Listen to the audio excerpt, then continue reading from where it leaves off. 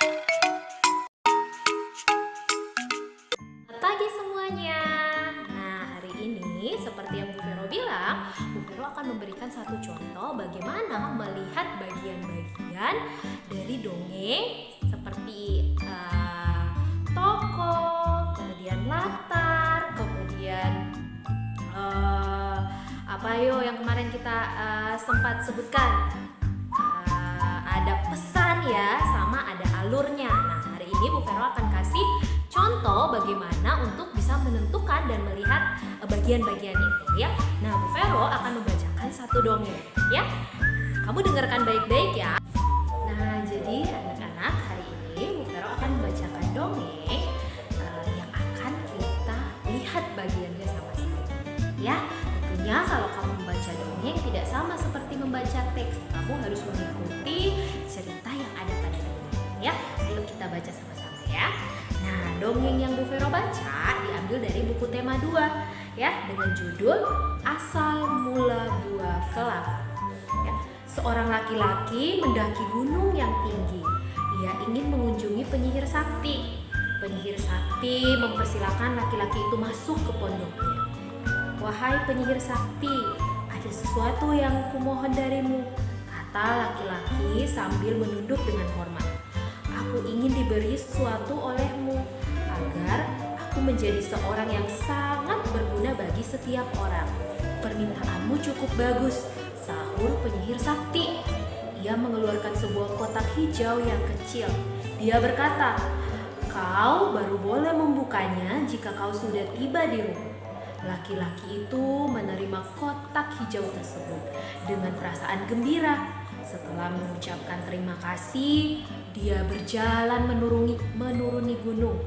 Di tengah perjalanan, dia tergoda untuk membuka kotak hijau itu. Ia ingin melihat apa isinya. Namun, ia tidak jadi membukanya saat ia ingat pada pesan penyihir sakti. Ketika tiba di kaki gunung, lagi-lagi dia tergoda ingin melihat isi kotak hijau tersebut. Ia lalu membuka kotak hijau itu. Tiba-tiba laki-laki itu berubah menjadi pohon yang daunnya panjang dan buahnya besar-besar. Terdengar suara penyihir sakti dari puncak gunung. "Karena kau tidak mematuhi kata-kataku, kau berubah menjadi pohon kelapa. Namun permohonanmu tetap terkabul. Kau sangat berguna. Tiap bagian darimu berguna bagi manusia. Daunmu, buahmu, dan batangmu dapat dimanfaatkan manusia." Sejak saat itu, pohon kelapa cepat berkembang biak sehingga bisa dijumpai di mana-mana. Orang menghargai pohon kelapa karena banyak gunanya. Dari dongeng yang sudah Bu Vero bacakan, kita mau lihat nih bagian-bagian yang sebelumnya sudah Bu Vero jelaskan. Bagian-bagian yang terdapat pada dongeng. Salah satunya itu ada tokoh. Tokohnya ada siapa aja ya tadi yang sudah Bu Vero ceritakan? Nah, ada seorang penyihir, kemudian ada seorang pemuda, atau mungkin kamu sebut seorang anak juga boleh ya, seorang anak laki-laki begitu ya. Jadi ada dua tokohnya, ada seorang penyihir, ada seorang pemuda begitu ya, atau seorang anak laki-laki. Nah, sekarang kita mau lihat bagaimana sih perannya di situ di ceritanya. Penyihir ini apakah dia seorang yang jahat? Apakah dia seorang yang mungkin baik atau bagaimana? Kalau menurutmu bagaimana?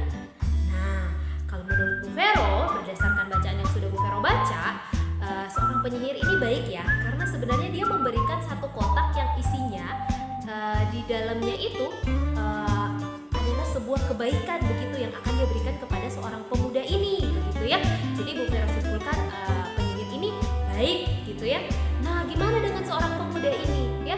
Pemuda ini bagaimana dia? Apakah dia seorang yang baik atau seorang yang seperti apa? Nah, kalau Bu Vero lihat, dia ini adalah seorang yang tidak sabaran gitu ya, atau mudah tergoda ya. Kalau kamu ingat ceritanya, di tengah jalan dia buka kan kotaknya, padahal kan instruksinya tidak seperti itu ya. Nah, sekarang kita mau lihat lagi nih latar. Yang pertama, latar tempat ya. Latar tempat, tempatnya di mana? Oh, tempatnya ada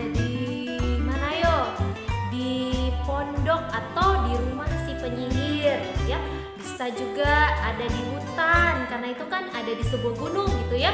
Atau kamu sebutkan juga ada di gunung. Jadi ada 3 nih latar tempatnya, ada di pondok penyihir atau di rumah penyihir, ada di gunung, dan ada di hutan gitu ya. Nah selanjutnya nih, suasananya bagaimana? Ada nggak digambarkan dalam cerita tersebut? Suasananya itu menegangkan ya, karena kan pemuda ini dia sebenarnya agak ragu-ragu mau buka nggak ya gitu ya. Nah sebagai pembaca kita tegang nih, kira-kira dibuka nggak ya, sampai akhirnya kita tahu ternyata dia buka atau dia tidak sabaran ya. Nah kemudian selanjutnya nih, selain ada latar tempat, ada suasana, ada waktu ya. Nah di cerita itu kan nggak disebutkan nih waktunya, apakah malam, siang, ataupun mungkin subuh. Kalau memang tidak disebutkan berarti kita tidak perlu menuliskannya ya, karena kita juga nggak disebutkan begitu di dalam ceritanya ya. Jadi untuk bagian-bagian yang tidak disebutkan, kamu tidak perlu nih menuliskannya. Oke, selanjutnya ya kita masuk bagian yang namanya pesan. Nah dari dongeng ini pesannya apa ya? Kalau dari Bu Vero lihat ternyata pesannya itu ada 2. Yang pertama itu kita harus belajar untuk sabar ya, tidak tergoda untuk melakukan hal-hal yang tidak sesuai dengan instruksi ya.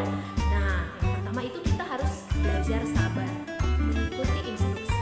Yang kedua Bu Vero lihat ya, ternyata di cerita ini mengajarkan kita bahwa kita itu harus menjadi berkat bagi orang lain, bisa berguna bagi orang lain ya, menjadi berkat bagi orang lain sehingga orang lain bisa terbantu dengan kehadiran kita begitu ya.